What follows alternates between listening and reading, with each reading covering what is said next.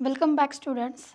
This is Assistant Professor Prerna Raite from MVP's SVKT College, Devali Camp. Today we are going to continue this lecture series with second step for SYBSC Microbiology students, semester 3rd, paper 2nd, that is Bacterial Physiology and Fermentation Technology. Dear students, in the last lecture, we started with the first step of aerobic respiration, that is glycolysis. So, in the last lecture, we have started with what is glycolysis. Glycolysis means breakdown of sugar. Here we are going to deal with carbohydrate metabolism. In carbohydrates, the basic molecule is glucose. So, we have started with this step and it is the first step of aerobic respiration. So, this glycolysis, it was discovered by three scientists, that is Embden, Mayrhof and Parnas. Therefore, it is also called as EMP pathway. Then we saw the 10 enzymatic steps of glycolysis. These 10 enzymatic steps, where for each step different enzyme is involved. These 10 steps are divided into 5 plus 5 steps. That is, first 5 steps are of preparatory phase and the second 5 steps are of payoff phase. Then we saw the net output or the net ATP production. So in the first phase or first stage, that is preparatory phase, total 4 ATPs are formed, and in the last step 4 ATPs are used, and in the next second step 2 ATPs are produced. Therefore, the net production is 2 ATP. So, in this glycolysis where 6 carbon glucose is broken down into 2 molecules of pyruvate, here 2 ATPs are produced. So, this is the overall reaction where the pyruvate glucose molecule, which is 6 carbon sugar, it is broken down into 2 molecules of pyruvate with the production of 2 ATP molecule. So, it is considered as the first step of aerobic respiration. So, what is the fate of that pyruvate molecule? Okay, then under aerobic condition, it enters into the TCA cycle, where in anaerobic condition, it is converted into lactate. Okay. So, today we are going to start. Our today's session agenda is first introduction to TCA, that is tricarboxylic acid cycle. Then we are going to see where this TCA occurs or what is the location within the bacteria. Then we are going to see what is the link between glycolysis and citric acid cycle, which point joins this glycolysis to the citric acid cycle. Then we are going to study each and every step of this citric acid cycle in detail. Then we are going to see what is the yield, okay, basic use of this TCA is energy production. So, how much ATPs are produced after the TCA cycle and its significance.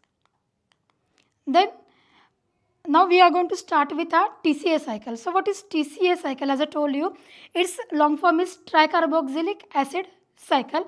This cycle was discovered by scientist Sir Hans Adolf Krebs. Therefore, it is also called as Krebs cycle, or sometimes it is also called as citric acid cycle, because the first molecule in this cycle which is going to broken down is the citric acid. So, these three names indicate the same cycle, that is tricarboxylic acid cycle, Krebs cycle and citric acid cycle. Now, we are going to say what is the definition of this Krebs cycle. So, this citric acid cycle, which we called as TCA and Krebs cycle, it is a series of chemical reaction where energy is released.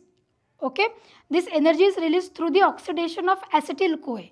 Now, where from this acetyl-CoA will come, we are going to say see in our next slides.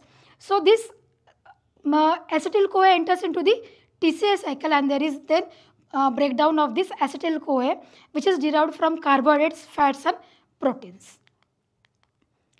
Now, what are our learning objectives? First objective is the introduction to TCA cycle. That is, what is TCA cycle, what is its use, and what is the ATP gain or how much energy is produced after the TCA cycle. Then we are going to see the various steps of TCA cycle, and then we are going to study the energy balance sheet.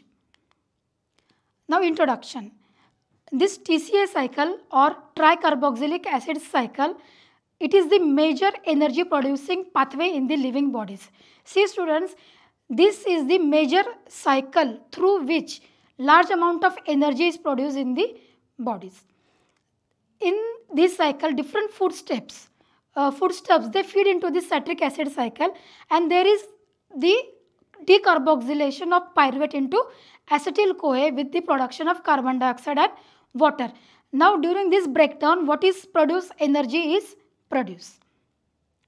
Thus under aerobic condition, now we are dealing with aerobic respiration. So in under aerobic conditions, the energy is produced through the breakdown of glucose, where there is decarboxylation of pyruvate into acetyl-CoA. So what do you mean by decarboxylation? Decarboxylation means what? There is removal of one carbon dioxide from the pyruvate structure. This cycle, it also serves for the synthesis of fatty acids, different amino acids and the glucose. Location. Now where this citric acid cycle occurs, okay, as we saw in glycolysis, glycolysis occurs in the cytosol, both in eukaryotes as well as in the prokaryotes. This citric acid cycle, it occurs in the mitochondrial matrix in the eukaryotes. All the enzymes of the TCA cycle except succinate dehydrogenase, they are present in the inner mitochondrial membrane. And in prokaryotes, okay, this cycle occurs in the plasma membrane, or in some references it is given as cytoplasm or cytosol. So in eukaryotes it occurs in the mitochondrial membrane, and in prokaryotes it occurs in the plasma membrane or cytoplasmic membrane. See student, this is the structure of mitochondria and this is the cycle. The pyruvate which is present in the cytosol, okay, it gets entry into the TCA through the conversion of pyruvate into the acetyl-CoA. Now what is the link of glycolysis and the citric acid cycle? How this pyruvate get entry into the citric acid cycle? So first of all, the conversion or the oxidative decarboxylation of pyruvate to form acetyl-CoA is the link between the glycolysis and the TCA. Okay, what happens? This pyruvate, okay, it is a 6 carbon molecule, and it is a 3 carbon molecule, and it is a polar. Due to its polarity, it cannot enter into the mitochondrial matrix, because mitochondria, it is a bimembrane structure. So it is not hydrophobic, so it is not able to directly enter into the TCA. Therefore it should be converted into the acetyl-CoA. Acetyl-CoA is the molecule which gets entry into TCA, not any other molecule. So the basic purpose is conversion of this pyruvate into the acetyl-CoA. Now for conversion of this pyruvate into acetyl-CoA, enzyme is required. That enzyme is called as pyruvate dehydrogenase complex. So it is a multi-enzyme complex, and it is highly complex enzyme which is made up of 3 different enzymes, which you have studied in our last lecture. Now in the conversion of this pyruvate to acetyl-CoA, each pyruvate molecule, it loses one CO2 carbon atom with the release of carbon dioxide. Therefore it is called as decarboxylation reaction. Then during this breakdown, electrons gets transferred from NAD plus to NADH, and this will now be useful for the production of ATP through electron transport chain. In the final step, during the breakdown of this pyruvate, one reaction is also very essential. What is it? The acetyl group, it is transferred to the coenzyme A, and therefore there is production of this acetyl-CoA. Now this acetyl-CoA molecule will get entry into the TCA, and this pyruvate, as I told you, it is polar molecule. It is not able to move inside the mitochondrial matrix. Therefore it requires some transport mechanism, or through active transport mechanism it gets entry into the pyruvate, because the enzyme which is required, that is pyruvate dehydrogenase, it is located into the inner mitochondrial membrane. Now Krebs cycle enzymes. Now for each and every step there is different enzyme which is involved. So this is the list of the different enzymes which are involved in the 8 steps of the Krebs cycle. So first enzyme is citrate synthetase, then is aconitase, isocitrate dehydrogenase, and so on. So we are going to see each and every enzyme in each and every step. So now we are going to see the overall pathway of TCA, that is tricarboxylic acid cycle. This is the overall pathway of TCA. See students, This is the acetyl-CoA.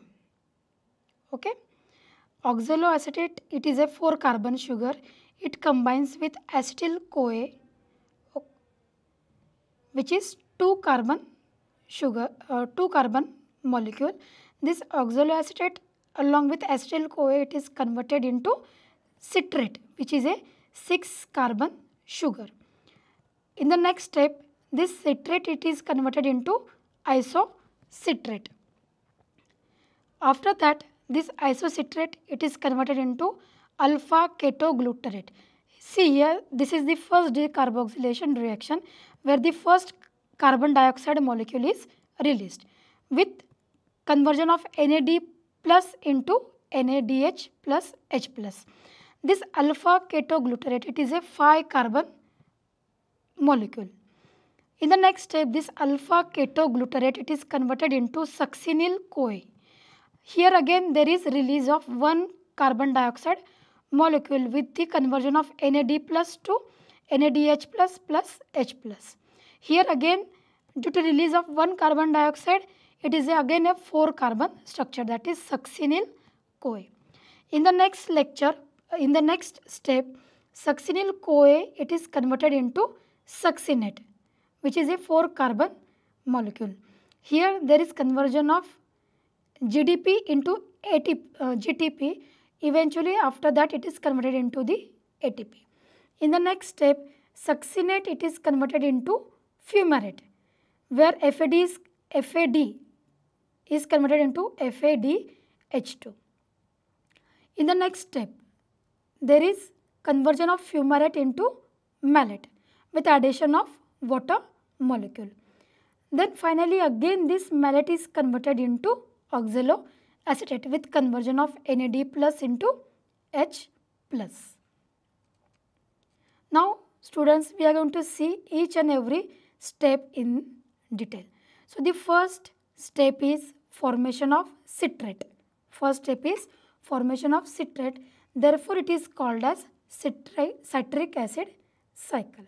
In the first step, this cycle, it starts with joining of 4-carbon unit oxaloacetate and 2-carbon unit, that is acetyl-CoA.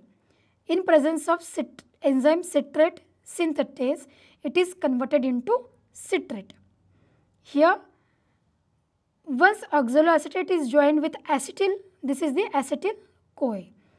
A water molecule attacks the acetyl releasing the coenzyme A from the complex. So this coenzyme A, it is released from this complex. So in the first step, there is conversion of oxaloacetate plus acetyl-CoA into the citrate molecule. The next step is formation of isocitrate. In this step, there is conversion of citrate into isocitrate. In the presence of enzyme aconitase, here there is simple isomerization reaction. The citrate is arranged to form an isomeric form in presence of enzyme aconitase. In this reaction, a water molecule is removed from the citric acid and then put back. See here, first it is released and again then it is put back on the another location. The overall effect, now you will going to see what is the overall effect of this shifting. There is conversion is that the OH group is moved from 3rd position, this OH here, this is the hydroxyl group, from it is shifted from this 3rd position to the 4th position. See here, in this isocitrate, it is shifted towards the 4th position. This transformation yields the molecule isocitrate. So students, here there is only a rearrangement of the molecules. The next step, that is oxidation of this isocitrate to alpha ketoglutarate. This isocitrate, it is oxidized and decarboxylated. Here what is happening? Here there is decarboxylation reaction also occurs. There is this isocitrate is oxidized and decarboxylated to alpha ketoglutarate. This is the first oxidation reduction reaction in TCA, and this occurs in presence of enzyme isocitrate dehydrogenase. See students, here this is the isocitrate. It is a 5 carbon, it is a 6 carbon unit. This is the first carbon, second, third, fourth, fifth and sixth.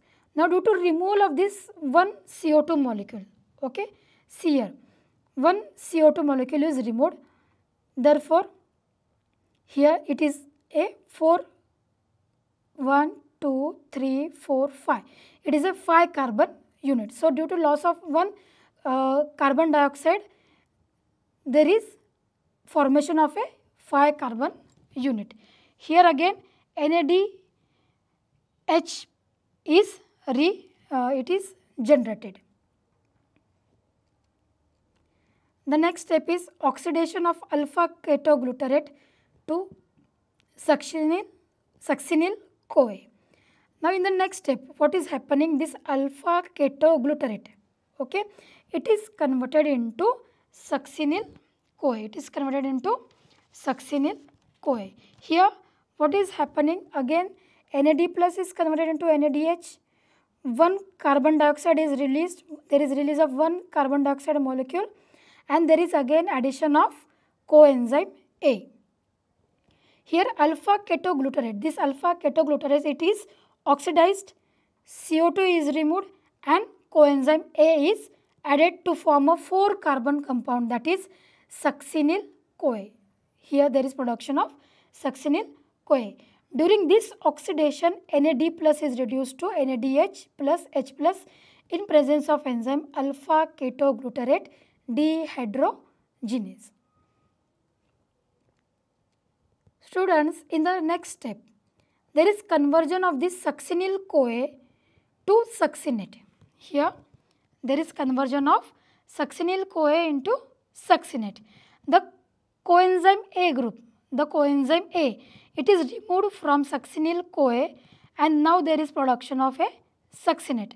The energy released is used to make GTP, that is guanosine triphosphate, from GDP, that is guanosine diphosphate, and inorganic phosphate by substrate level phosphorylation. Now this GTP can be converted or it can be used to make the ATP. Here in this step, what is happening? There is conversion of succinyl-CoA into the succinate. Here this is the first step where there is substrate level phosphorylation. You can see substrate level phosphorylation. The next step or the sixth step of TCA cycle is conversion of succinate into fumarate. In this reaction, FAD is reduced. See here, FAD is reduced to FADH2, okay, during the oxidation process, and the enzyme is succinate dehydrogenase, which catalyzes the removal of 2 hydrogens from the succinate. Here the 2 hydrogens are released from the succinate, and there is formation of what? Pyruvate. In the next step, that is hydration of fumarate to malate. This is the next step or the 7th step, where there is hydration of fumarate to malate. Now this fumarate, okay, is converted into malate in the presence of enzyme fumarase. The reversible hydration of fumarate to L-malate is catalyzed by this enzyme, that is fumarase, or sometimes it is referred as fumarate hydratase. Here one water molecule is added to the compound. Fumarase continues the rearrangement process by adding hydrogen and oxygen back into the substrate. So in the substrate, that is fumarate, there is addition of water molecule which was removed in the previous step. You can see here there is addition of, here there is addition of hydroxyl group, and here there is addition of hydrogen. So in this way the fumarate is converted into malate. The last step of TCA, that is tricarboxylic acid cycle, is oxidation of malate again to the oxaloacetate. So in this step, this malate, it is converted into oxaloacetate in presence of enzyme malate dehydrogenase. Malate is oxidized to produce oxaloacetate, and this is the starting compound of our citric acid cycle in presence of enzyme malate dehydrogenase. Now during this oxidation, NAD plus is reduced to NAD plus plus H plus. So see students, here there is the completion of our cycle. The oxaloacetate again it can enter into the TCA cycle, and there will be conversion of again its oxaloacetate along with acetyl CoA into citric acid. Now yield. Now if we see what is the yield of the citric acid cycle. Here we can see the total or the overall cycle of TCA. Acetyl CoA is converted into citrate, then it is converted into isocitrate, then it is converted into alpha ketoglutarate. Alpha ketoglutarate is converted into succinyl CoA. Succinyl CoA is converted into succinate. Succinate is converted into fumarate. This fumarate is converted into malate. Again malate is converted into oxaloacetate. Again there is production of oxaloacetate, so it can again enter into the TCA cycle. Now if we see what is the yield of this citric acid cycle, here we can see 3 NADH molecules are produced here in the first step, second step, and the here last step, and GTP is produced and 1 FADH2 is produced. Now if we see this NADH, 1 NADH molecule produces 3 ATP. When it will get entered into the last step of aerobic respiration, that is electron transport chain, this NADH will eventually produce 3 ATP, and this FADH2 it will produce 2 ATP through the electron transport chain. Now if we see the overall ATP yield from 1 acetyl CoA is 12 ATPs. So with the one round of this cycle, 12 ATPs are produced.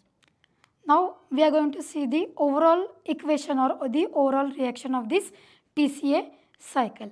Now in this, if we see the reaction, it is like this: acetyl CoA plus 3 NAD plus 1 FAD, 1 ADP plus 1 inorganic phosphate. These all are converted into 2 carbon dioxide molecules, 3 NADH molecules plus 3 H plus ions, and 1 FADH2 along with production of 1 ATP. So this is the overall reaction of TCA cycle.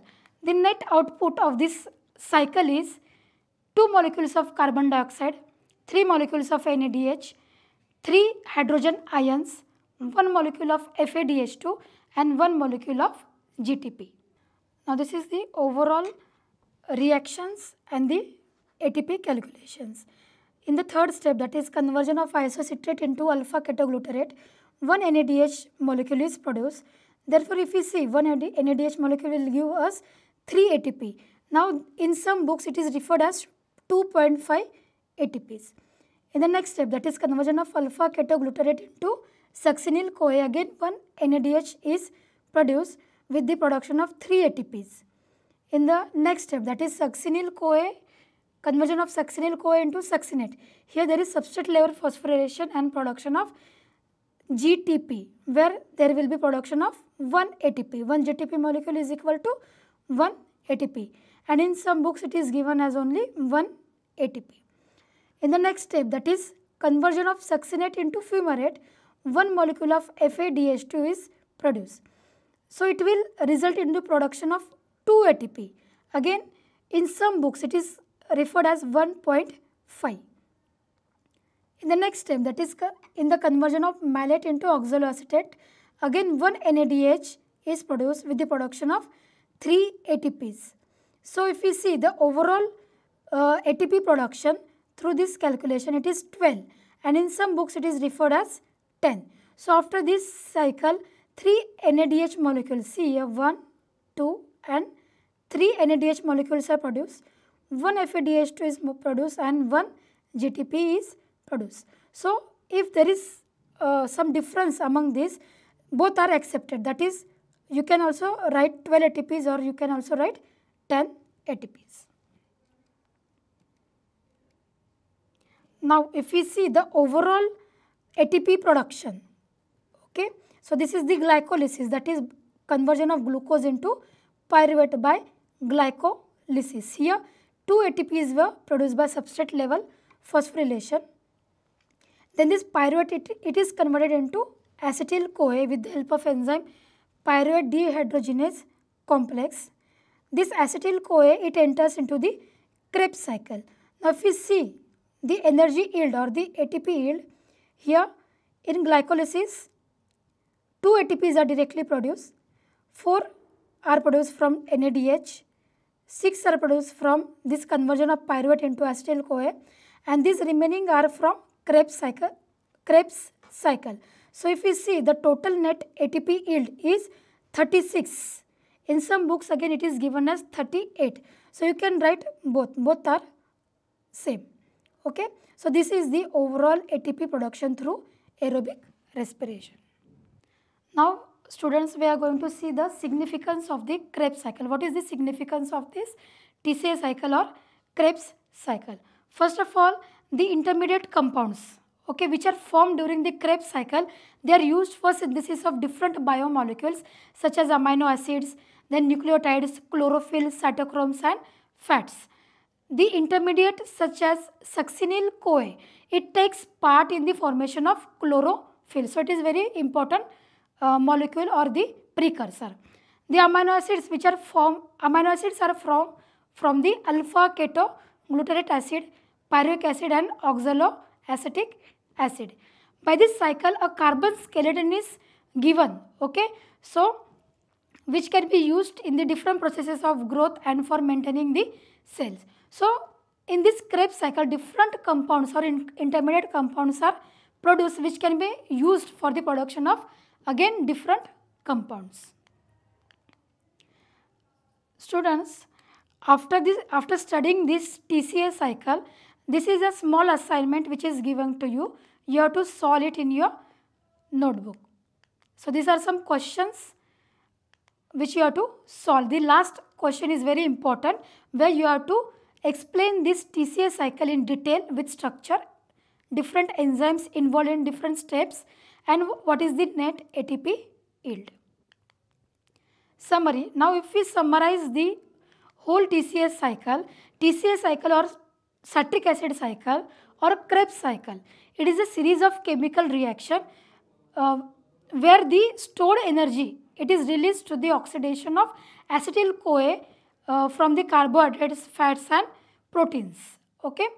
Then we saw the TCA cycle. It occurs in mitochondrial matrix of eukaryotes and in plasma membrane or cytosol in prokaryotes. Then we saw the energy yield, how much ATPs are produced after the completion of this cycle, where we saw during this conversion of pyruvate into acetyl-CoA into the oxaloacetate, again 3 NADH molecules are produced, 1 FADH2 molecule is produced and 1 GTP is produced. So students, these are some references you can refer for the further studies. Recap.